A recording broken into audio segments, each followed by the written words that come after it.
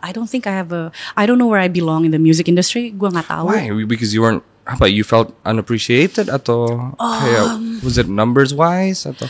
Kayaknya lebih ke gue masih mencari cara untuk best mengekspresikan apa yang ingin gue ekspresikan gitu. Tercetuslah dua nama yaitu Vera dan Elmo. Iya. Which was it? Vera dan Elmo itu. Lo harusnya Vera berarti kan? Gue Vera, Sadam Elmo. Isn't that your dream? Detective? Your personal dream? Detektif. Iya kan? Iya, wanted to be gara-gara detektif Conan sama Sherlock Holmes. Ini tuh menurut gue mind blowing banget karena nggak kepikiran mungkin ya Tante Mira atau Om Riri 23 tahun lalu ketika bikin lagu Bintang-Bintang itu akan full circle moment ke mengenang bintang. Metafornya tuh pas banget. I loved storytelling dari kecil. So what I did, I demanded stories from people. Tante, what have you been? Ceritain dong, cerita apa aja. So I asked, I want people to tell me stories. Cerita horor, cerita apa, legenda, mitos, whatever. Just tell me stories. Hi, welcome to the Friday Podcast. We've invited our guests to our home Selatan gue dulu tinggalnya sih seberang. Oh gitu. Bener, ayamnya cuil-cuil gitu kan. to share the other side of every story. Itu luar biasa banget. Dan percaya bahwa rezeki nggak pernah ketukar. Get ready, because we talk, you listen. Ladies and gentlemen, this is your host E.S. Lawrence. I don't know how loud my inner child is screaming right now. Right now. Right now. Okay. Tapi you have played a major role in lots of people's lives. Do you understand that atau enggak? Kayaknya gue baru beneran kayak ngerti setelah ngeliat komen orang pas single Mengenang Bintang keluar. And then kemarin main di Synchronize Festival. Itu inner child, baru kedengeran lagi kata-kata inner child itu. Inner child meronta-ronta. But I think it's like a whole experience. I don't think it's just me. Really? Itu, it's like the whole petualangan Sherina thing. I get it, tapi it's your name. I know. But it took you berarti 23 tahun untuk menyadari bahwa this is such a big impact atau I guess kayak inner child itu baru bisa disebut setelah kita tua kan ya. Jadi memang butuh 23 tahun dulu untuk berlalu jadi tua, kemudian baru inner child itu muncul. Tapi how was it for you berarti? I don't know, 23 years ago berarti. If we go back 99 berarti impact betul, impact buat lo nya pasti beda dengan impact gue sebagai penonton ya kan, because you work basically gitu. How was it for you? Macam-macam sih, maksudnya gue rasa nggak bisa dipungkiri bahwa di setiap fase hidup gue gitu ya, dari jadi remaja, antara dewasa atau enggak, sampai akhirnya dewasa, sampai akhirnya mulai haduh masih menjadi dewasa lagi nih, itu pasti beda-beda gitu rasanya. Tapi gue lagi di stage di mana gue sangat bersyukur dengan pengalaman petualangan Sherina, karena siapa yang tahu gitu, who knew 23 tahun kemudian it would be a full circle moment. Of course. Dan I'm very proud of what we did 23 years ago. Dan gue ngerasa sangat beruntung gue di bawah naungan orang-orang yang sangat-sangat mencintai apa yang mereka lakukan gitu. Om Riri, Tante Mira, they were pioneers gitu. Mereka berani banget. Film layar lebar pertama mereka bikin musikal, anak kecil pula yang gak bisa dikontrol di gitu. Di saat tidak ada film Indonesia pada saat tidak ada, itu. Iya. Jadi itu satu, itu keberanian yang sampai sekarang ingin gue pegang ketika gue berkarya nextnya. Kemudian mentor gue Om Elva Seshoria almarhum. Karyanya dahsyat banget, karyanya bagus banget. It speaks to us even as adults gitu ya. Dan sekarang akhirnya kita revisit lagi. Terus ya batonnya sekarang gue yang pegang gitu. Congratulations. Gitu, jadi congratulations, thank you. Cuman lumayan serem, tapi gue rasa gue harus melakukan ini gitu. It's like revisiting an old suitcase that was never opened. Mungkin napak tilas juga ya mungkin. Iya mungkin ya. Tapi let's go back to saat itu gitu. Dulu lo sebelum maksudnya menjadi petualangan Sherina lagi mau bikin album 1 udah keluar waktu itu. Abis itu Mbak Mira datang dengan kayak gue direct music videonya. Turned out to be a film. You didn't know what was happening in your life atau? Not really, no. I was just having fun. I was a super lucky child di mana I knew that performing is what I really liked dan gue disupport oleh kedua orang tua. Sebenarnya awalnya bokap sama nyokap tuh yang kayak nggak usah lah, udah nggak usah gitu-gitu lah, udah kamu sekolah aja. Gue yang harus push, I have to pitch it to them. Kayak please let me do this. I really love performing. I took ballet classes. Ini sebelum petualangan Sherina. Sebelum petualangan Sherina.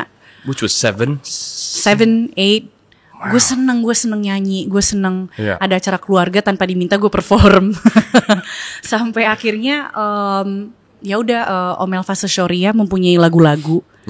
Dia menciptakan lagu-lagu yang dia approach bokap dan kayaknya ini coba Sherina nyanyi gitu. Berarti lo besar di rumah di mana suara anak kecil itu didengar?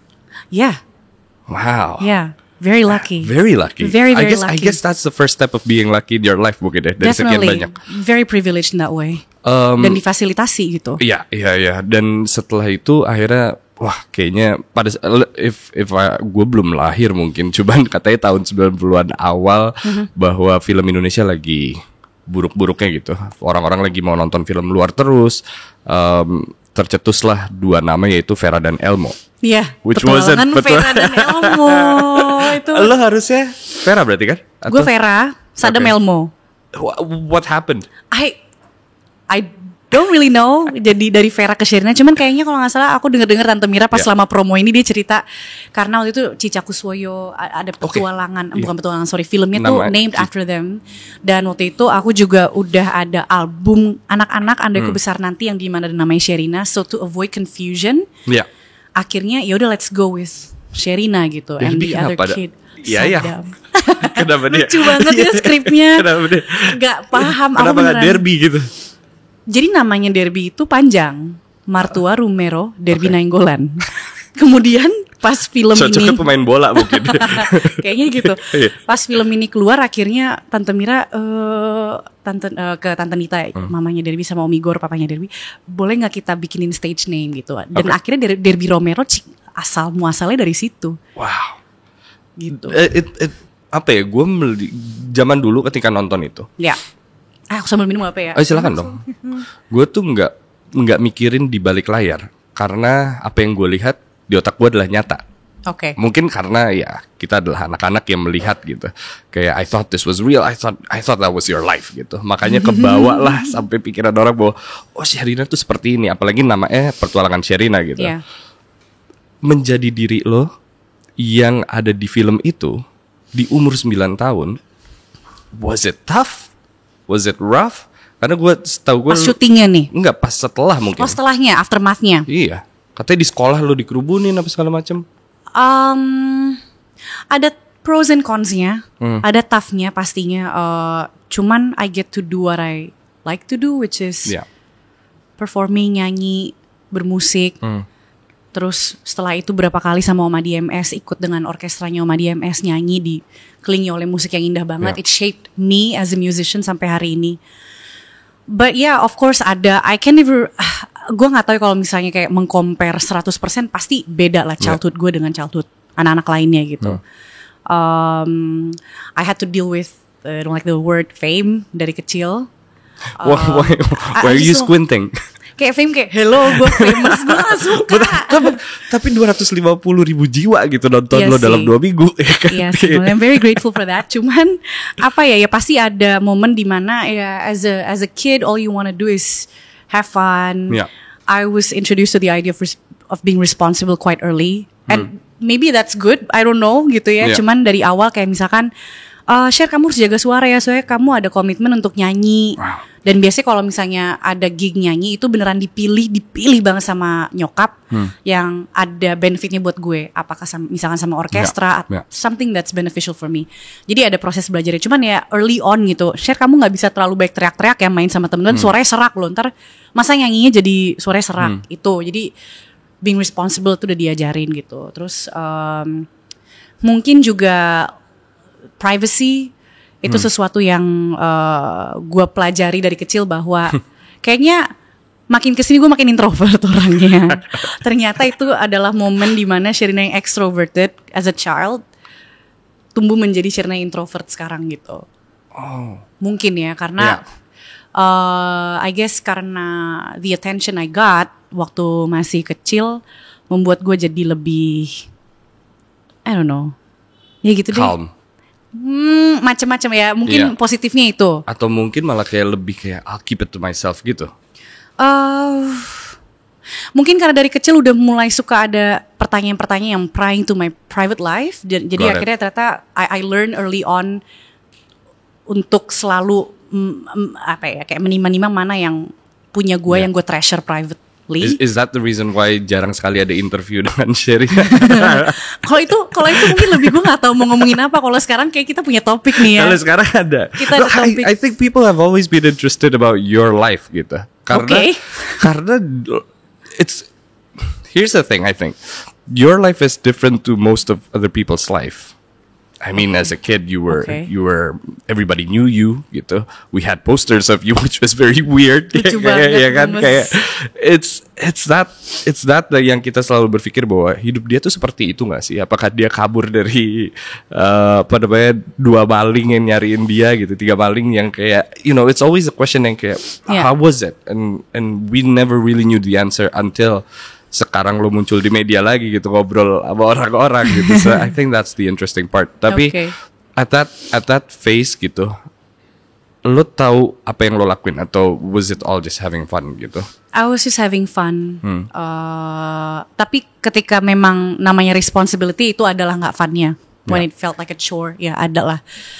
Cuman akhirnya kalau nggak salah kayak tahun 2007 gue baru mulai explore, 2006-2007 mulai explore membuat lagu sendiri.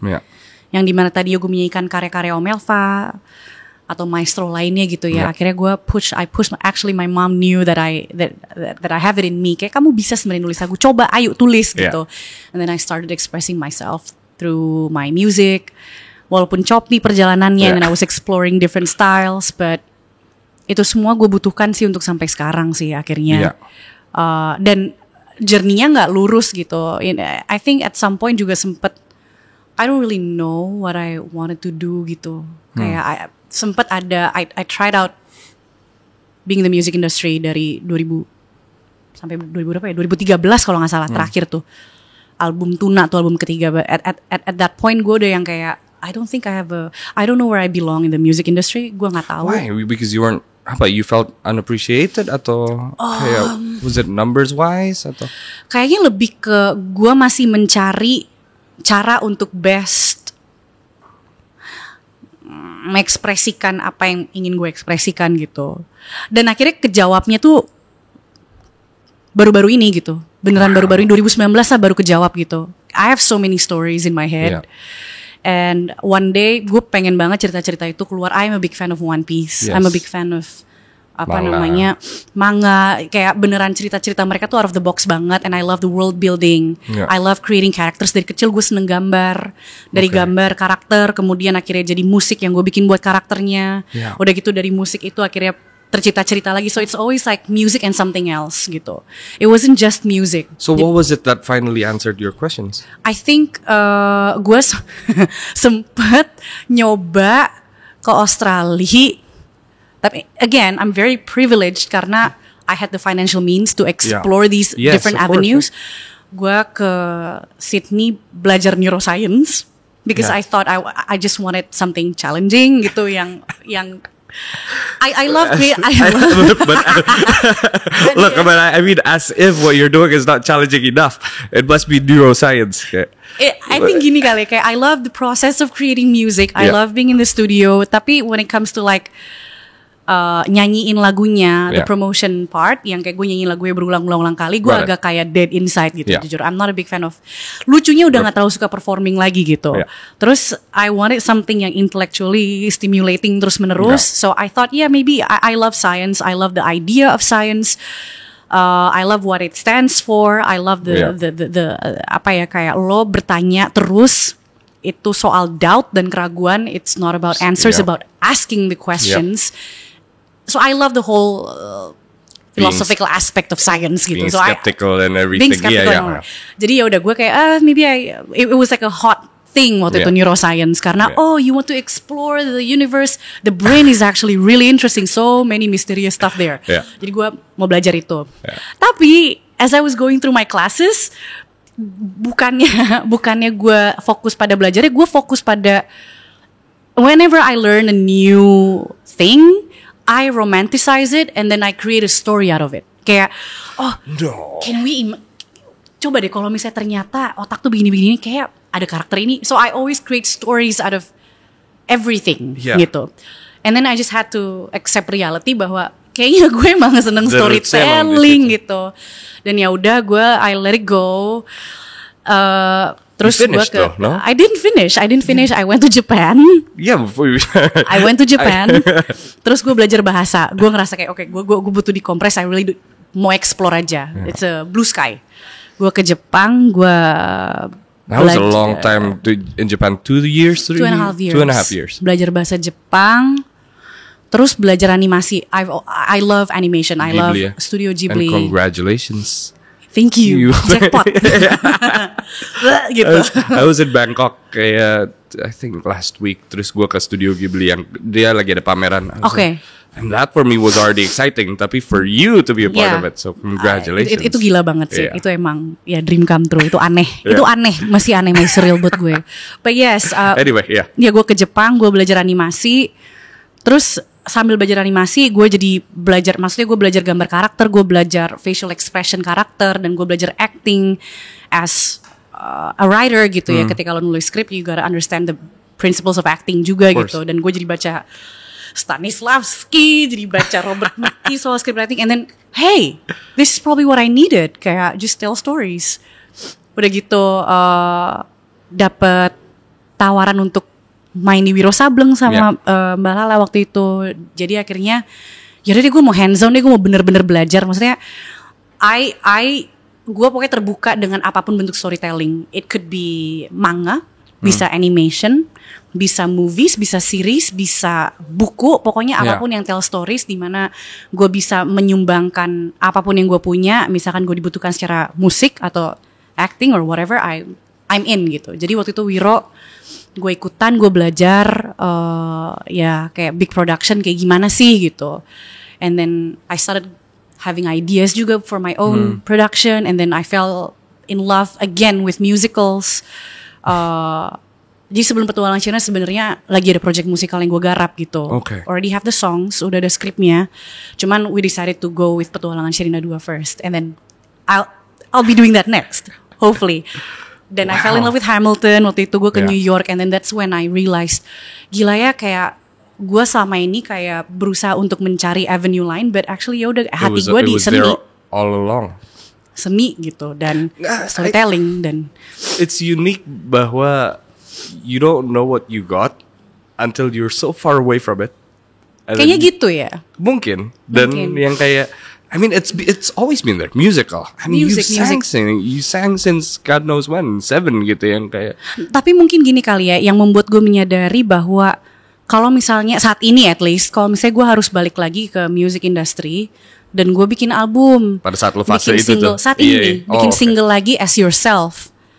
Ayo masuk lagi, terjun lagi. Gue nggak tahu mau cerita apa.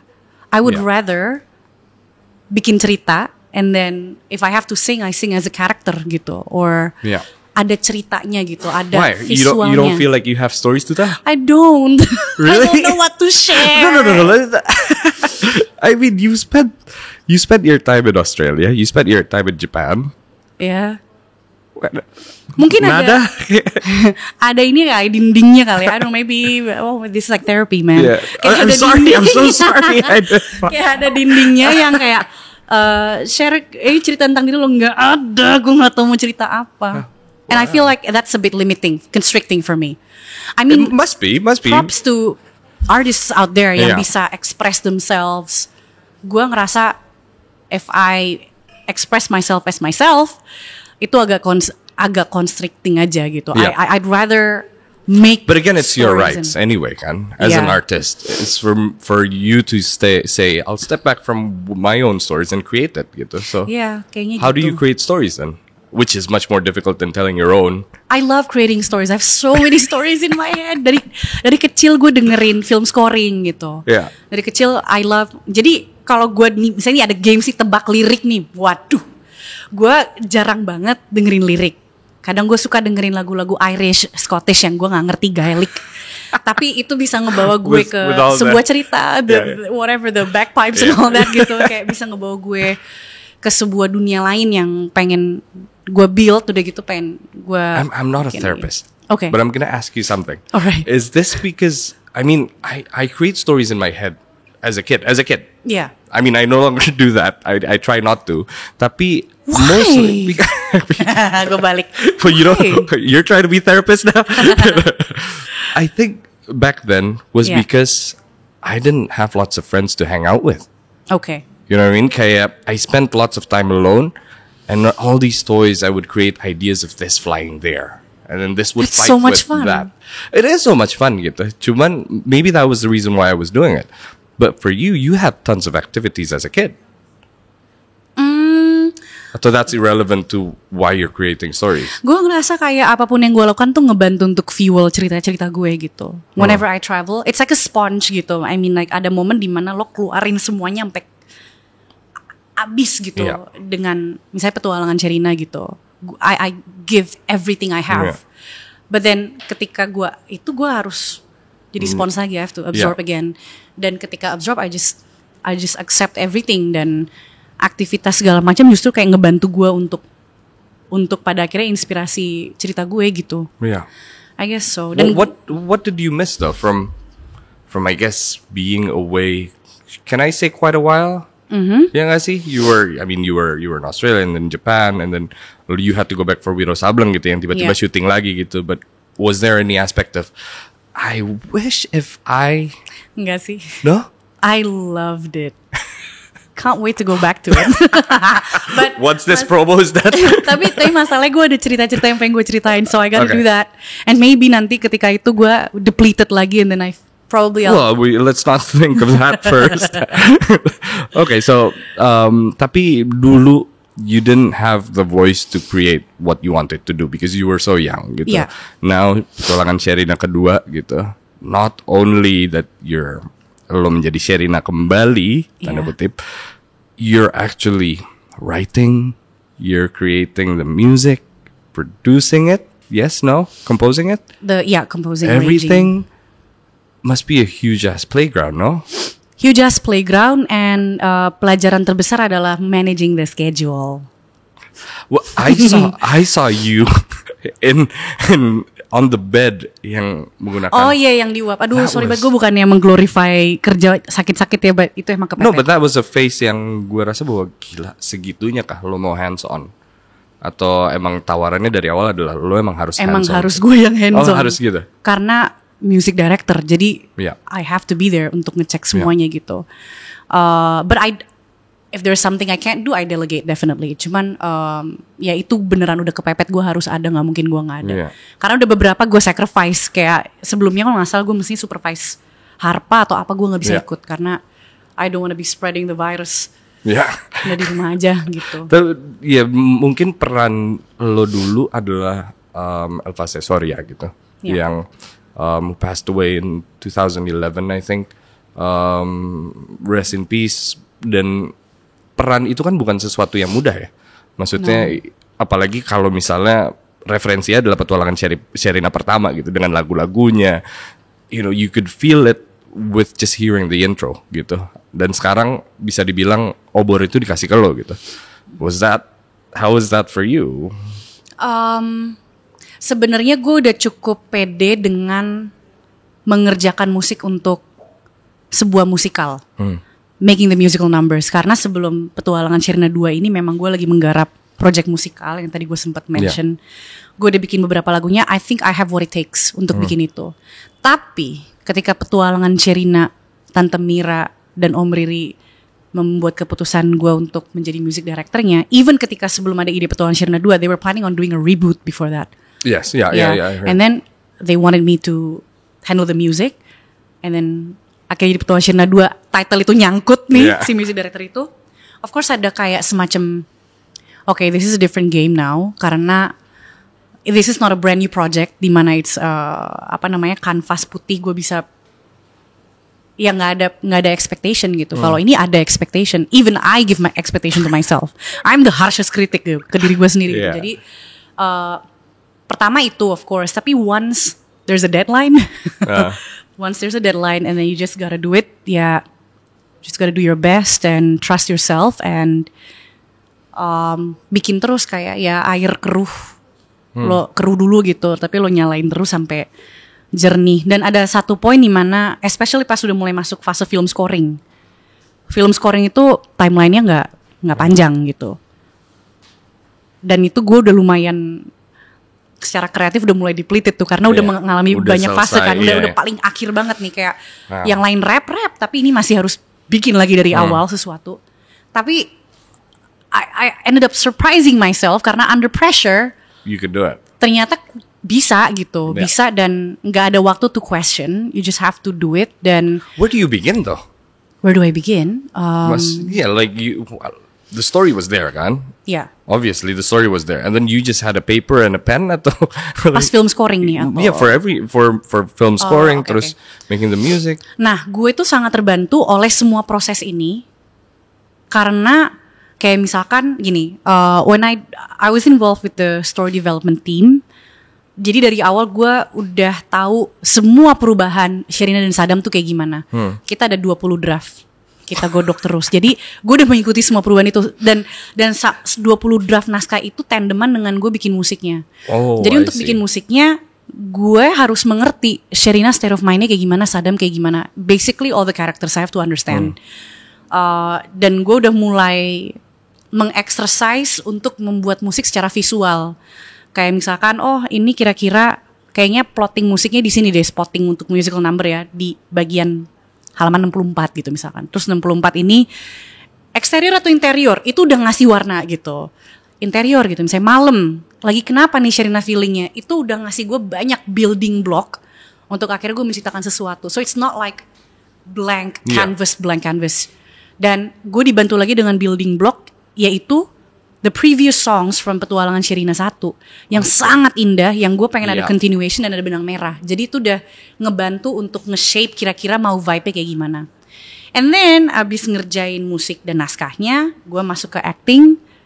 Dan ketika ketika kita syuting itu kita ke lokasi-lokasi macam-macam. Ada yang di Kalimantan, ada yang di Jakarta. Dan di tiap lokasi itu secara nggak langsung ternyata walaupun gue di situ pekerjaan gue lagi acting, itu ngebantu gue untuk nantinya ke film scoring kayak. How do you do that? I don't know, maybe recognizing the rhythm and like the feel of the space dan ngelihat gambarnya. No, it's more of a how do you separate your mind? I could, jadi sebenarnya pas acting gue nggak mikirin scoring at all, nggak mikirin scoring at all. Tapi ketika gue masuk ke scoring, gue inget pengalaman gue ketika acting, kayak di Kalimantan kayak gini kira-kira suara gendangnya dan apa segala nanti traditional instruments dari Kalimantan juga indah-indah banget untuk dieksplor. Terus setiap scene itu rhythmnya kayak gimana, itu udah berasa gitu.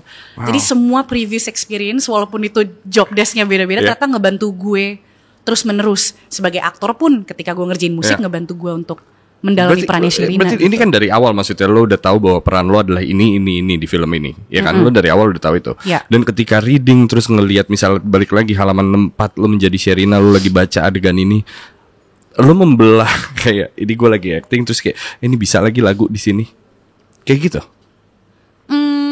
Kayaknya kalau misalnya lagi acting, lagi ada time frame-nya dan kita harus get the shot, gue akan fokus di situ.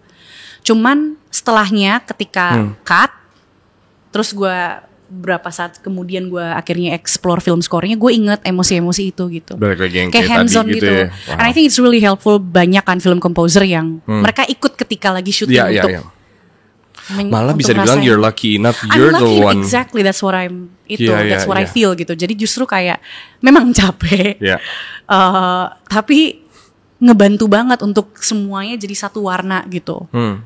Gue rasa dan everyone is supportive. Semua percaya gue bisa melakukan, gue butuh banget itu. Dan lo bilang tadi pembuatan karakternya pun lo ada, ya kan? Ada. Dan setahu gue awalnya bukan jurnalis ya? Macem-macem.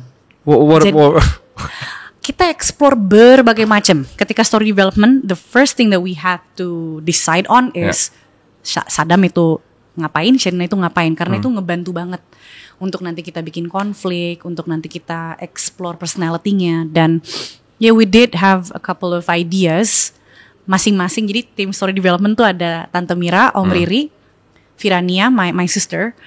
Gue sama dia emang waktu itu sebelumnya ngerjain project yang lain, and then dia ikut nyemplung juga di sini. Terus Om Jujur Prananto, the OG scriptwriter from Petualangan Sherina pertama. Dan masing-masing punya ide, ada sempet ilustrator lah, ada sempet dokter apalah atau neuroscience dosen, ada yang neuroscience kayaknya. Ada. Akhirnya kita settle dengan jurnalis karena I think it makes sense. Dari Because of this Sherina yang badass kecil, girl yang yang kecil punya rasa ingin tahu yang besar. Terus akhirnya dia jurnalisnya juga tipe yang bikin reportase di lapangan, have to make fast decisions and agak ya berani gitu. Itu dia banget gitu. Dan what was your idea? Jurnalis, gue dari dulu stick dengan jurnalis. Gue lupa siapa yang siapa, tapi my idea personally, gue emang pengen dari awal pengen dia jurnalis. Dan atau sempet private investigator, but no, jurnalis. Isn't that your dream? Detektif? Your personal dream? Detektif. Iya kan? Yeah, I wanted to be gara-gara detektif Conan sama Sherlock Holmes. I think at some point everybody wanted to be a detective karena kayak Anda pelakunya, seru banget. Well, at some point, all people wanted to bring M&Ms to school. Oh my god. Did you? Or were you sick of that? I don't think I was sick of anything. Kayak dulu happy-happy aja. By the way, I don't know brandnya apa. Ada 3 ya. I don't know. Sampai sekarang tanya yang mana. All I remembered was I ate it and I loved it. Yeah. My first date with my girlfriend, of who is an extreme big fan of yours. Dia punya semua God, thank you so much. yang kayak yang lo punya pada saat itu gitu. She brought M&Ms to school, terus kayak tasnya sama. The only thing she didn't have then was lampu yang ada di kamar lo yang. Ya, itu yang masih ada. Itu gue masih utang ke dia. Gue mau nyariin. Tapi our first date, no kidding, adalah bawa M&M waktu itu. Kita di Rancau Pas.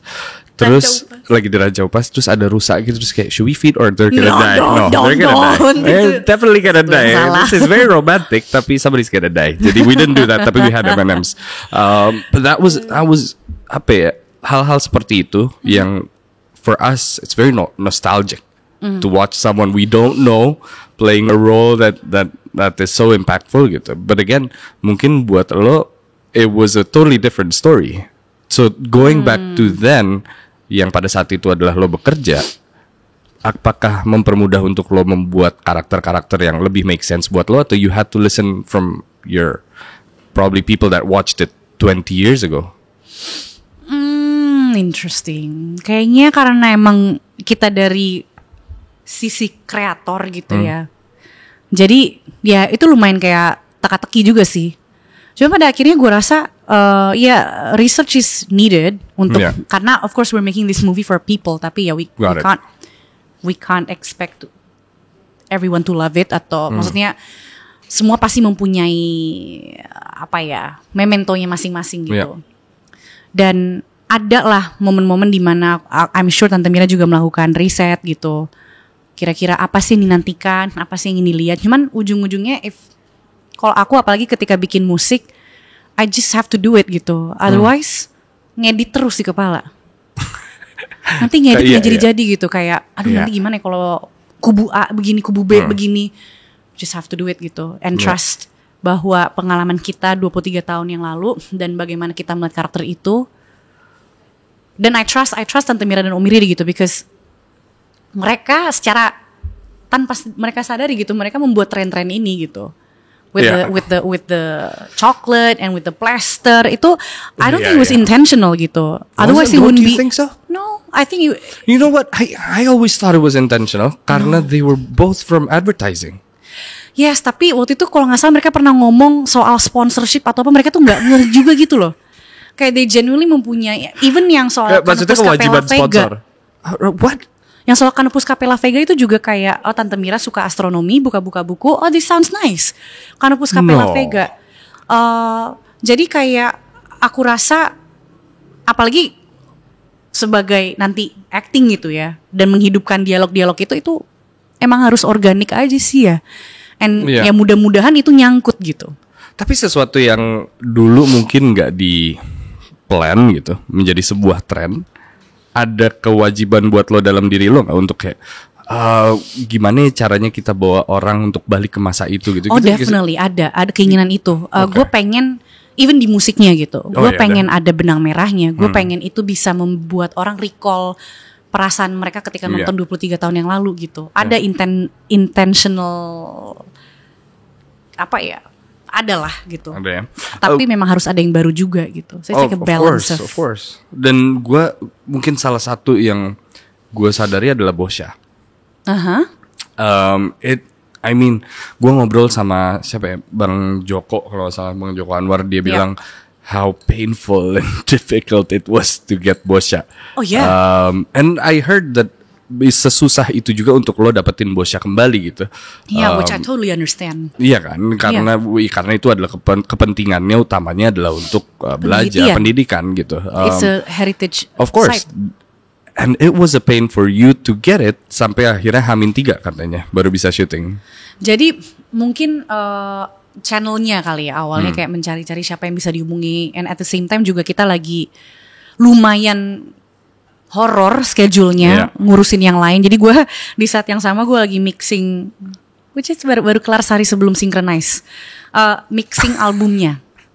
Mixing albumnya karena ada yang versi stereo, ada versi Atmos. Jadi gue harus 2 kali tiap lagu. Itu baru kelar banget. Jadi kita lagi riweh itu, terus lagi riweh promo juga, terus riweh apa lagi, baik banget ya riwehnya guys. Dia nyonteknya. Banyak banget riwehnya, baik banget, dan mengkonsepkan video klipnya juga. Sampai akhirnya baru benar-benar mendapatkan orang yang dihubungi itu ya deket-deket. Sampai H-3 meetingnya gitu, dan I totally understand that I have to plead for my case gitu. Karena itu kayak sidang ya katanya. Kayak seru banget sih, kayak sidang. I've never felt this way, kan gue gak selesai neuroscience. Oh iya benar. Jadi udah gitu sama ITB lagi kan, dekan-dekannya semuanya kan eksak kan. Jadi kayak dan I'm actually glad bisa ngomongin konsepnya juga ke mereka, karena ini gue jadi balik lagi ke Mengenang Bintang, boleh ya? Iya. Ini tuh menurut gue mind blowing banget, karena nggak kepikiran mungkin ya Tante Mira atau Om Riri 23 tahun lalu ketika bikin lagu Bintang-Bintang itu akan full circle moment ke Mengenang Bintang. Metafornya tuh pas banget dengan bintang itu. Dengan mengenang. Betul. Bintang, I guess you guys already know. Maksudnya bintang. No, please. When we see a star, itu kita ngeliat masa lalu, karena it takes time for the light to travel to our eyes, to Earth. Might as well the star udah nggak ada gitu. So basically dengan dia ngeliat bintang, Sherina dan Derby atau Sadam ngeliat bintang, itu mereka sedang melihat masa lalu. Dan lo menyampaikan ini dan gue berusaha menyampaikan makna itu di lagu ini gitu. Jadi bintang udah gitu nostalgia, and we're doing the same project 23 tahun kemudian. Nggak make sense kalau nggak di Bosya. How did you manage untuk berada di meeting itu dan menyampaikan dan convince orang di atas 40-50 tahun ada beberapa? Gue pakai metafor itu tuh penting banget gitu. Gue sangat mengedepankan. Tapi kan itu kan sesuatu yang sangat sentimental ya, kayak Bapak tahu gak bahwa bintang itu kan dia. Gue rasa gue kayak kan di sains gitu ya Pak. Ya di astronomi kan seperti itu. Jadinya agak ragu. Tapi lucunya ternyata dari mereka juga mempunyai momen sentimental itu gitu. Dengan I think they just had to hear it from me. They just had to hear it from me. Jadi kayak untuk merekanya gitu. Ternyata Sadam, si anak kecil Sadam itu membuat banyak orang-orang dan anak-anak muda waktu itu jadi tertarik dengan bidang astronomi. Karena Sadam suka dengan soal, dia ngasih tahu Sherina, dia mengeducate Sherina, bedanya bintang sama planet tuh ini. Jadi aku tuh senang di Bosya. Itu kan nggak tahu ya zaman dulu, mungkin orang-orang kayak nggak ngeh gitu. Dan semenjak Sadam menceritakan passionnya dia soal astronomi, jadi banyak anak muda yang akhirnya tertarik dengan Bosya, dan mungkin aja gitu kan itu kayak katalisnya gitu. Jadi akhirnya dan banyak juga yang ini salah satu yang ada di meeting, dan ketika kita syuting hadir itu adalah Pak Irfan. Pak Irfan ini adalah peneliti, dan dia udah di Bosya dari 23 tahun yang lalu juga. Dan dia ada di film Petualangan Sherina pertama. Yang dia ngantuk, dia keluar. Yang dia nerima telepon. Dia istrinya. Istrinya mau melahirkan, saya harus pulang sekarang. Ada dia, and then he hugged us. Nangis kita, terus banyak nangis ya kayak di sini. Nangis mulu, sampai capek kali makeup artisnya. Wah. Jadi lagi. Dan gue lihat tuh dari trailer dan behind the scene-nya petakilan ya dua-duanya. Iya ya.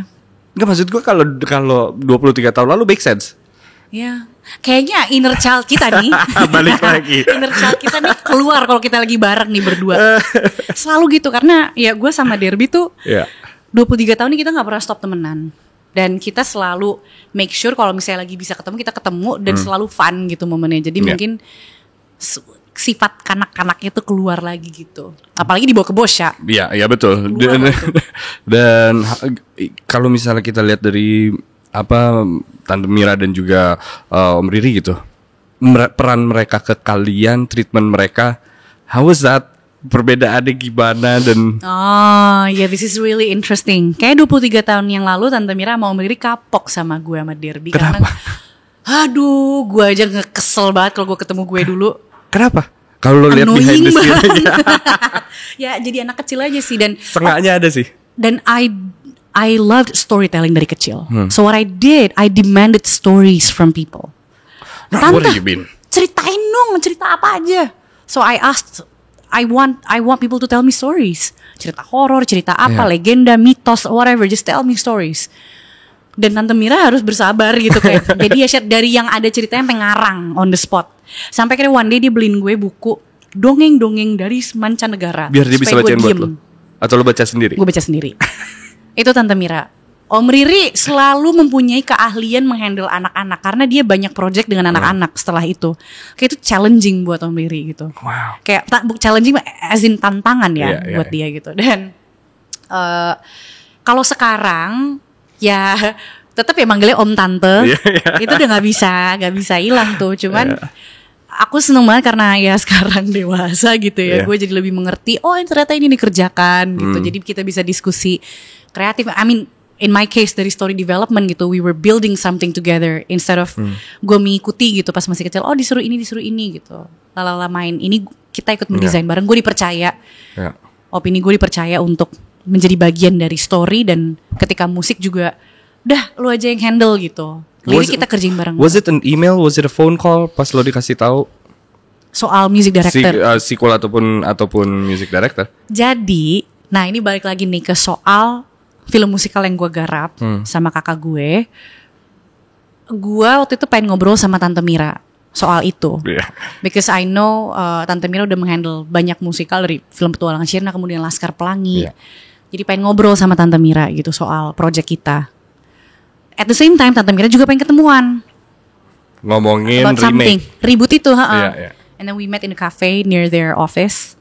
Terus Tante Mira bilang, jadi share kita tuh lagi mau reboot Petualangan Sirna dengan cast baru, kamu mau gak jadi music directornya? Saya, Tante, kenapa gak sequel ya? I mean, I'm here for it. Derby juga pasti semangat. Terus gak penasaran apa sharing sama Sadam kira-kira kayak gimana 20 tahun kemudian? So it was your idea. You started it. Awalnya kita kayak bercanda-bercanda dulu. Because we were talking about the other project. The other project yang gue kerjain. Tunggu, why wasn't it in her mind di awal? I think mungkin speaking for her ya. Mungkin ya. Apa karena she thought you didn't want it? Emang udah lewat gitu. Kayak Petualangan Sirna itu pangsanya anak-anak gitu. Paham, ya. Sherina sama Derby sudah grow up. Dan ceritanya mau kemana gitu. Kayak harus anak-anak yang sepantaran itu lagi untuk kalau mau menghidupkan ceritanya lagi. Dan kalau gak salah mau bikin animasi juga. Cuman setelah akhirnya diobrolin gitu, mungkin Tante Mira melihat kayak, oh actually this is a very interesting idea. Sampai akhirnya 2019 I remember December 2019, Tante Mira akhirnya, Share kita kerjain ini dulu yuk gitu. Really Tante? Iya kayaknya ini deh yang perlu diceritain dulu gitu. Okay, so I set that project aside dan kita jump ke Petualangan Sirna 2. So it was actually a keputusan bareng-bareng gitu. And then COVID happened. Kita udah bikin promotional kayak bertualang kembali 2020 and then poof. What was that?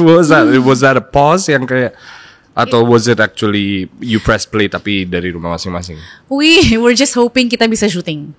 Jadi 2020 syuting nggak ya? Kayaknya nggak mungkin deh. 2021 syuting nggak ya? Kayaknya nggak mungkin deh. We were even thinking of downscaling some stuff juga dari skripnya. Cuman setelah dipikir, maksudnya di downscale supaya dipersimpel supaya bisa syuting. Paham. Dengan situasi pandemi. Cuman we can't do that. Yeah. This is petualangan Sherina gitu. Ini banyak yang nungguin, ini spesial banget ya. Harus nggak bisa setengah-setengah. Ya udah kita akhirnya ya udah selama periode itu karena kita belum tahu gitu ya kayak gimana, we just kept on rewriting and I had all the time to do the music karena with every rewrite pasti ada adjustment ke musiknya juga. You spent many time di Kalimantan, right? Beberapa kali yes, Kalimantan. Dan syuting di Kalimantan pun lama katanya. 1,5 bulan. 1,5 bulan ya guys di Kalimantan 1,5 bulan ya.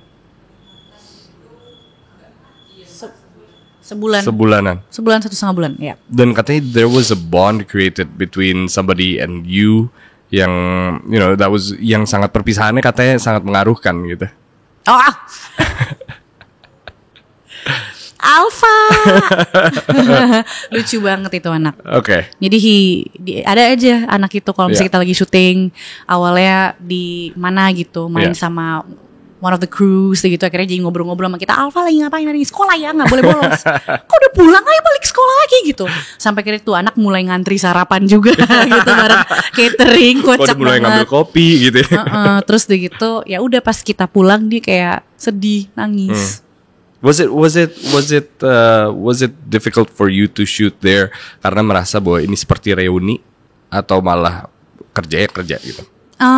The first couple of days, actually the first day, it was just really surreal karena buat kita kayak it's a miracle kita bisa syuting karena setelah 2 tahun pandemi gitu. We've been developing this idea dari 2019. Terus akhirnya syuting nih. Oh my god, akhirnya syuting, really it's happening. Dan with the same people, Om Riri, Tante Mira, Derby, Pak Yadi, Pak Eros, really gitu. Jadi lebih ke momen itu. Sampai akhirnya ya udah karena medannya berat. Dan syutingnya challenging. Jadi just had to total semuanya. Lama karena mereka proper banget gitu. Jadi they're not trying, they don't try to like do too many scenes in one day. Supaya bener thorough banget apa yang Om Riri, visinya Om Riri tersampaikan. Tapi juga at the same time kita nggak banyak malam kalau nggak salah, dan ada beberapa lokasi itu yang nggak bisa kalau udah gelap tuh literally nggak bisa karena bahaya gitu. Jadi harus selesai gitu. So run me through. Ini adalah sebuah kisah setelah 23 tahun. Satu jadi seorang jurnalis, yang satu jaga konservasi gitu. What happened? What happened? Bisa cerita gak ya? Well, this is not live. I think Saddam especially really interesting kenapa dia melakukan ini. Karena he was a bully. He was a bully before he met Sherina. Terus akhirnya petualangan Sherina terjadi. Mereka bertualang bersama dan dia mengalami character development. Dan instead of ngebully yang menurut dia lemah, dia jadi membela yang tidak lemah, bisa bersuara. Which is satwa liar ini. Dan memang waktu itu aku udah beberapa kali bolak-balik ke Kalimantan karena aku diberikan kesempatan oleh Borneo Orangutan Survival Foundation untuk BOSF untuk melihat tempat rehabilitasi mereka, kemudian kadang-kadang ikut pelepasliaran juga untuk ngebantulah apapun yang bisa gue bantu untuk increase the awareness soal pentingnya orangutan di ekosistem kita gitu. Dan dari situ waktu itu kalau nggak salah pas kita lagi develop cerita yang lain, yang cerita musikal itu ada panggilan gitu, share mau nggak ada rilis nih pas gini. Aku boleh aja nggak Tante Mira sama Om Riri karena mereka punya jiwa petualangan yang sangat kuat gitu. Jadi dan they were in. Yuk kita langsung itu 5-6 jam naik perahu klotok. Mereka kuat banget. And then we witness the magical experience of melihat orangutan kembali ke habitatnya dan menjadi liar lagi. Crazy. Dan kayak dari situ akhirnya kita inspired untuk. Dan you're still not telling me. What? Tell you what? The story of what happens. What happened in between? Yeah. Nah itu literally ada di filmnya. I really can't. I can only talk about the stuff that happens in the trailer karena nanti gue spoil. Kan udah. Tapi apakah ini endingnya gantung nggak? Bikin kita penasaran bahwa ini apa lagi sih? Gue nggak berani. Kita lihat ya, mudah-mudahan memuaskan. Dan you've managed to do this all dalam waktu mungkin kurang lebih 2-3 tahun. Iya, gue udah S1, yang gue nggak S1 neuroscience, gue S1 petualangan Sherina. Ini Easter egg pasti ada karena nggak mungkin nggak ada nih. Hansa Plus ada atau mungkin I'm gonna leave it to nanti deh. You're not gonna say anything. I'm not gonna say anything. Okay. Are there gonna be Easter eggs tapi yang menurut kita kayak of course kita akan ada benang merahnya. Jadi menurut gue Petualangan Sherina 2 of course bisa ditonton oleh orang-orang yang belum nonton film Petualangan Sherina pertama. Bisa. Oh masih bisa? Okay. Bisa menurut gue. Tapi alangkah spesialnya kalau lo udah tahu kenapa yang pertama tuh membekas banget di hati orang ketika nonton yang kedua. Oke. Gitu. Berarti pertanyaan selanjutnya adalah kalau misalnya kita ngelihat yang kedua ini, terus karena kan tujuan berdua tuh Tante Mira dan Om Riri adalah mengenalkan ini ke anak-anak gitu, ya kan, kembali gitu. That was the reason why they wanted to make a reboot of it. Yeah. Is this going to be a way for parents easier for them to tell, hey, this was a part of me then? I want this to be a part of you now. Itu yang spesial banget menurut gue. Itu, I mean, ya jadi film keluarga jatuhnya gitu. Maksudnya untuk orang-orang yang sepantaran gue atau di atas gue atau di bawah gue yang misalkan sudah mempunyai anak gitu ya, itu bisa kayak semacam membawa mereka ke experience mereka dulu gitu loh. It's so nice karena gue tahu dari komen-komen gitu ya bahwa ketika nonton film yang pertama banyak yang mempunyai pengalaman nostalgia masing-masing. Ada yang it's heartbreaking to read, cuman ya it's bittersweet gitu. Ada yang mungkin dulu nonton sama almarhum orang tuanya gitu, dan mereka akhirnya oke yang kedua gue mau bawa anak gue gitu. Kayak it's so special. Do you watch yourself on Netflix gitu before you went there? I do. Sering banget gue nonton karena itu ngebantu gue. Maksudnya gue nonton film yang untuk pertamanya lagi gitu, untuk balik lagi. Ada beberapa kayak misalkan dari film scoring gitu misalnya, ada beberapa yang ini melodi atau beatnya mau gue taro karena ini penting banget untuk jadi kayak mirroring moment. Iya. Gitu. Lo pasti, maksud gue pada saat itu umur segitu lo belum tahu teknis acting apa segala macam. Do you criticize yourself when you watch it? Gue mungkin bukan criticize kali ya, karena menurut gue yang terjadi anak-anak gitu. Itu anak-anak. Tapi gue ngeliat Derby bagus banget tuh anak. Iya. Bagus banget, beneran bagus banget. Iya. Gue kayak gila nih. Dia tuh jahat tapi baik, tau gak zaman dulu ngeliatnya. Kayak anak jahat baik. Ngerti gak lo, kayak polos tapi jahat gitu. Iya. Bagus banget dia mainnya, kayak it's just in him. But what do you watch yourself? Are there a particular scene yang kayak gitu? Iya. Kayaknya it's just adorable now. Even if it's you. Iya. Iya, kayak there's no kayak I wished I did this, no. Lebih kayak nyebelin banget nih anak. Lebih kayak gitu. Lebih kayak gitu. Takilan gitu. Dan kalau di sini sekarang it's Petualangan Sherina 2 tayang kapan dan everybody's excited about it. How excited are you? And I'm super excited. Ada deg-degannya, ada semoga semua suka gitu ya. Cuman I'm super excited to finally showcase what we've been doing for the past 3 years. 4 years now. 2019, yes. 4 years we've been working on it.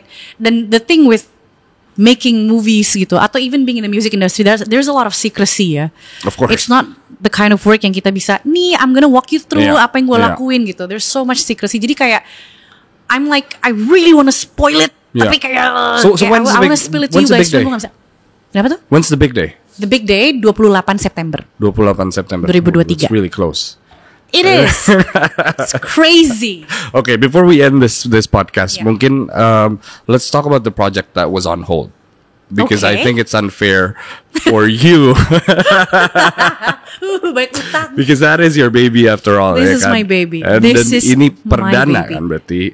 I mean, creating something from scratch yang. Yeah. Talk to me about it. It's an original story. Yeah. It's a musical. Saat ini udah ada 3 lagu yang komplit dengan aransemen tapi masih mau gue utak-atik. Ada 3 lagu lagi yang masih berbentuk piano reduction dan demo. Skripnya draft 1. Musical theater atau bakal Film. akan ada film? Gue pengennya film. I love it so much. Dan gue gak sabar, kayak gue udah ngebayangin openingnya kayak gimana. Yeah. Tapi gue masih harus menggodok skripnya lagi.